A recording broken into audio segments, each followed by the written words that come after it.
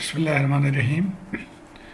یہ step response series کی ایک اور ویڈیو ہے 7.52 اور اس میں ہم ایک ایگزامپل سالو کریں گے اور ایک پریکٹس پرابلم کو سالو کریں گے. تو یہ ہم ریکال کرتے ہیں. یہ ہمارا کمپلیٹ فارمولا تھا. V T is we infinity plus V zero minus we infinity e raise to the power minus T over tau. اور وی زیرو جو وولٹیج ہے initial voltage across capacitor at time T is equal to zero, اور وی infinity جو ہے وہ final value ہے یا steady state value ہے. اور کسی بھی سوال کو سالو کرنے کے لیے ہمیں ایک تو انیشیل ویلیو چاہیے وی ناٹ، جو ٹی لیس دین زیرو پہ ہم معلوم کرتے ہیں، یہ وی ناٹ. اور اس کے بعد ہمیں وی انفینٹی اور ٹاؤ معلوم کرنا ہے، یہ ٹی گریٹر دین زیرو پہ ہم معلوم کرتے ہیں. تو آئیے ایگزامپل کو دیکھتے ہیں. ایگزامپل 7.11 یہ آپ کے بک میں سالو ہے، لیکن ہم اس کو اپنے طریقے سے سمجھنے کی کوشش کریں گے. تو سب سے پہلی چیز اس کو دیکھنا ہے آپ نے. یہ 30 UT ہے، اور اس سے پہلے ایک ویڈیو میں نے اس کو سمجھایا ہے، لیکن یہاں میں دوبارہ ریپیٹ کر دوں گا کہ جی 30 UT کا مطلب کیا ہے. آئیے ہم دیکھتے ہیں اس کو. یہ آپ کو پتہ ہے UT کا مطلب ہے کہ ایک سگنل ہے جس کی اسٹرینتھ 1 ہے آفٹر 0، اور اس سے پہلے یہ 0 ہے. یعنی UT is equal to 0 for t less than 0 and UT is equal to 1 for t greater than 0. تو جب آپ کسی چیز کو اس سے ملٹیپلائی کریں گے، یعنی 30 کو آپ اس سے ملٹیپلائی کریں تو 30 ملٹیپلائڈ بائی 0 کیا ہوگا؟ 0. تو یعنی t 0 سے پہلے یہ سگنل 0 ہے، اور t گریٹر دین 0 کے بعد یہ سگنل 30 ملٹیپلائی بائی 1 تو 30 ہے. تو یہ چیز آپ نے ذہن میں رکھنا ہے کہ 30 UT is equal to 30 into 0 is equal to 0 volt for t less than 0, اور 30 into 1 is equal to 30 volt for t greater than 0. اب جب یہ سگنلز ہم یہاں پہ اپلائی کریں گے تو ہمارا سرکٹ کیا بن جائے گا؟ t لیس دین 0 پہ یہ تو 0 ہے، تو یہاں ہم نے 0 لگا دیا، اس کو 0 کر دیا. اور باقی یہ سوئچ کو دیکھیے، یہ سوئچ کہہ رہا ہے کہ t0 پہ اس کو کھولنا ہے. تو اس کا مطلب ہے کہ t0 سے پہلے یہ بھی بند ہے، تو یہ ہم نے بند کر دیا. تو یہ سرکٹ ہماری t لیس دین 0 پہ ہے. اور اسی طرح t گریٹر دین 0 پہ کیا ہوگا؟ اب یہ 30 UT جو ہے وہ 30 بن گیا، تو یہ 30 ہے. اور باقی یہ سوئچ آپ نے کھول دیا t0 پہ، تو یہ پورشن جو ہے اس کا آؤٹ ہو گیا. تو یہ circuit t greater than 0 circuit ہے.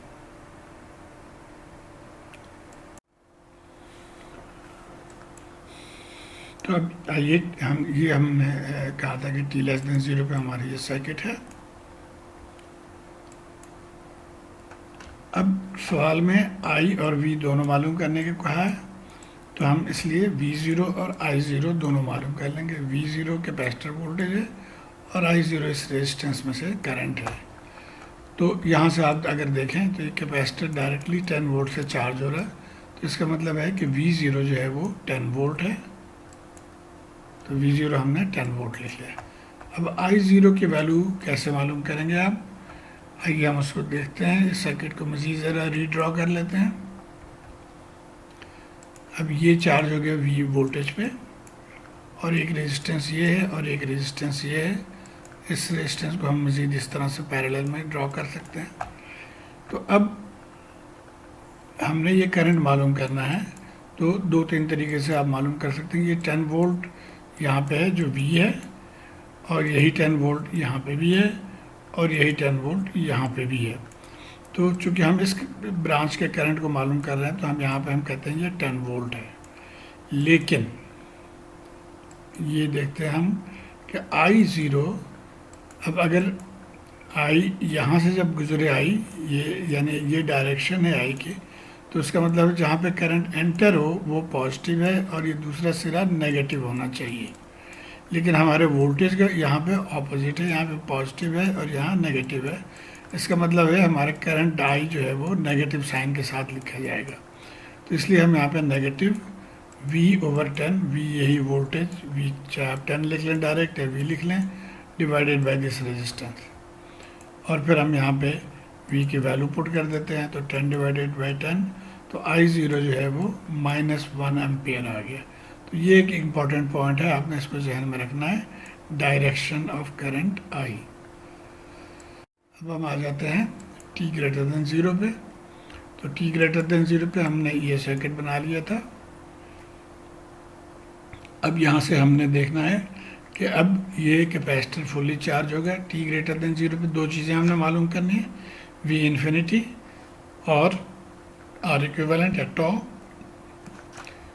تو اب یہ کیپیسٹر دیکھیے یہاں سے یہ وولٹیج ڈویژن رول لگا کے جو وولٹیج یہاں پہ ہے وہی وولٹیج یہاں پہ ہوگا. یہ کیپیسٹر اوپن ہو گیا, چارج ہو گیا. اب یہاں پہ وولٹیج کتنا ہوگا بائی وولٹیج ڈویژن رول آپ لے سکتے ہیں 30 ڈیوائڈیڈ بائی 10 + 20 ملٹیپلائڈ بائی 20. تو یہ آپ کے پاس V انفینیٹی آ گیا 20 وولٹ. اب ہم نے R ایکویولنٹ کے لیے پھر ہم t greater than 0 والے سرکٹ کو دیکھتے ہیں. تو ہم نے پہلے پڑھا تھا کہ جب R یا R ایکویولنٹ معلوم کرنا ہو تو سورس کو ہم 0 کر دیتے ہیں. تو ہم اس لیے یہاں پہ اس سورس کو ہم نے 0 کر دیا. اب اگر آپ دیکھیں تو یہ دونوں ایکچولی پیرلل میں ہیں, اس طرح سے اس کو ڈرا کر سکتے ہیں. اور آپ نے کیپیسٹر پہ آنکھ رکھ کے بھی دیکھنا ہے تو یہ دونوں پیرلل ہیں واقعی. تو دیئر فور R ایکویولنٹ جو ہے وہ 10 پیرلل 20. R ایکویولنٹ یا R 10 پیرلل 20. تو یہ آ گیا 20/3 اوم. اب ٹو نکال لیتے ہیں R C. تو یہ ویلیوز پٹ کر دیا ہم نے, C 1/4 ہے تو 5/3 سیکنڈ آ گیا ٹو. اور اب ہم اس کو فارمولے میں ڈال دیں گے. یہ فارمولہ ہمارے پاس ہے VT کی. تو یہاں پہ اب آپ یہ V انفینیٹی کی ویلو ڈال دیں, V0 کی ویلو ڈال دیں اور اس کو تھوڑا سا سمپلیفائی کر لیں گے. تو یہ فائنل ہمارا وولٹیج آ گیا VT. اب ہم نے I بھی معلوم کرنا ہے.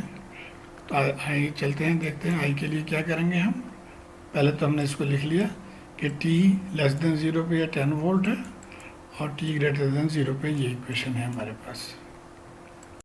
اب آ جاتے ہیں I کے لیے. اب I کے لیے اگر آپ اس سرکٹ کو غور سے دیکھیں تو یہاں پہ یہ I ہے اور یہ ہم کہہ سکتے ہیں کہ it is dividing into these two paths. تو therefore ہم لکھ سکتے ہیں کہ I is equal to IR plus IC.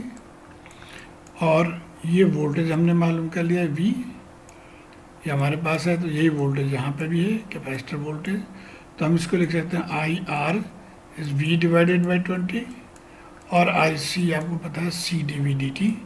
تو اس طرح سے لکھ لیا اب ہم نے. اب ہم V کی ویلو پٹ کر دیتے ہیں. یہ ہم نے V کی ویلو نکالی تھی پچھلے سائڈ سے. اب V کی ویلو ہم نے یہاں پہ پٹ کر دیا ڈیوائڈیڈ بائی 20 اور یہ اس کو ڈفرینشیل فارم میں اس کو سالو کر لیں گے آپ اسٹیپ بائی اسٹیپ اس کو دیکھیے. تو یہ آپ کا فائنل رزلٹ آ گیا I. اور اس کو ہم چاہیں تو نیٹ کر کے لکھ لیں کہ t<0 پہ یہ -1 تھا اور t greater than 0 پہ یہ ویلو ہے.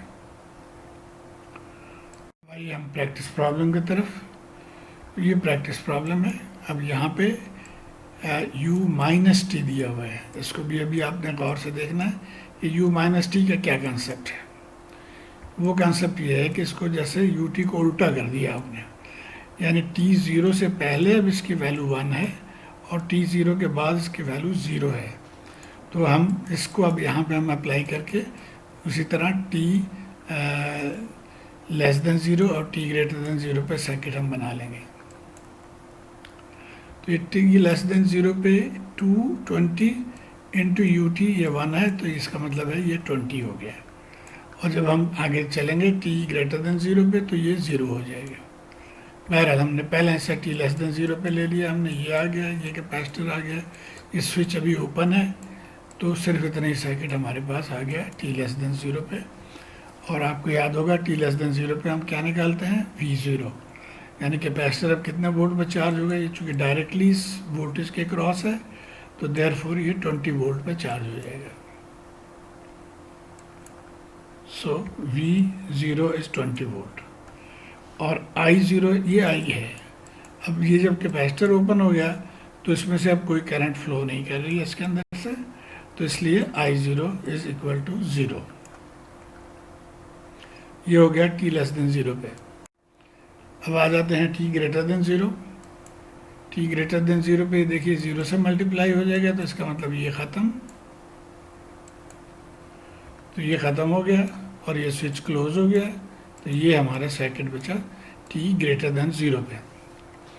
अब t ग्रेटर देन 0 पे हमने क्या निकालना है, यहाँ पे हम v इन्फिनिटी निकालेंगे। तो v इन्फिनिटी कई तरीके से निकाल सकते हैं। इसने ये किया कि ये आप देख रहे हैं दोनों पैरेलल में है, तो इनको दोनों को पैरेलल में सॉल्व करके, ये देखिए दोनों को 10 और 5 और ये बीच में कैपेसिटर को ओपन कर दिया और फिर इन दोनों को पैरेलल में सॉल्व कर लिया, विच इज़ 10/3 और फिर 3 से आप मल्टीप्लाई कर देंगे तो यहाँ पे वोल्टेज आ जाएगा, वही वोल्टेज यहाँ पे है। तो ये हमारा वोल्टेज आ गया V इन्फिनिटी इज़ 3 × 10/3 10 वोल्ट।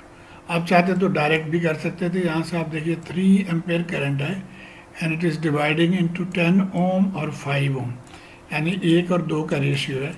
तो यहाँ पे 1 एम्पेयर जाएगा और यहाँ पे 2 एम्पेयर करंट फ्लो करेगी। तो 10 × 1 10 वोल्ट डायरेक्ट यहाँ से भी आ सकता था। आप कहते हैं जी 2 एम्पेयर करंट इसमें से फ्लो करेगी, तो 2 × 5 तो तब भी 10 वोल्ट। तो कई तरीके से आप इसको निकाल सकते हैं। बहरहाल V इन्फिनिटी आ गया हमारे पास। अब हमने R इक्विवेलेंट, तब आइए R थेवेनिन या R इक्विवेलेंट के लिए, ये हमारा सर्किट था फॉर t ग्रेटर देन 0। अब यहाँ पे हम सोर्स को 0 कर देंगे। सोर्स करंट सोर्स को 0 करने के लिए उसको ओपन कर देते हैं, तो इसको हमने ओपन कर दिया। अब R इक्विवेलेंट अगर आप देखें तो ये हमारा कैपेसिटर है, इसके दोनों तरफ एक 5 ओम है इधर और 10 ओम यहाँ पे है, तो इन दोनों को पैरेलल जो है वो हमारा R इक्विवेलेंट बनता है। तो R इक्विवेलेंट या R Thevenin 5 parallel 10 is equal to 10/3 ohm. अब टॉ निकाल लेंगे R थेवेनिन C, तो 10/3 और C की वैल्यू 0.2 है, तो 2/3 सेकेंड आ गया। अब आप इक्वेशन में डालें, इस इक्वेशन में ये तमाम वैल्यूज डाल दिया हमने, तो ये VT निकल है हमारे पास। तो ये कंप्लीट सोल्यूशन है कि t लेस देन 0 पे ये 20 था और t ग्रेटर देन 0 पे ये इक्वेशन।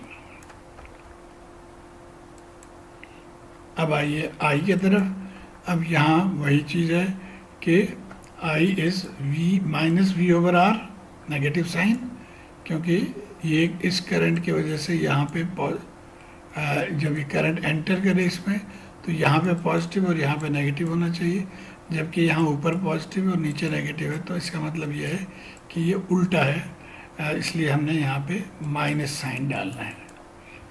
तो -V/R और माइनस V ये हमारे पास वैल्यू है, यहाँ से हमने लिया। R है हमारा 5 ओम, तो ये करंट इक्वेशन आ गया। और इसको भी complete solution, t less than 0 पे 0 है और t ग्रेटर देन 0 पे ये वैल्यू है। तो उम्मीद है आप को समझ आ गई होगी किस तरह से ये प्रॉब्लम्स जो है उसको सॉल्व करते हैं। शुक्रिया।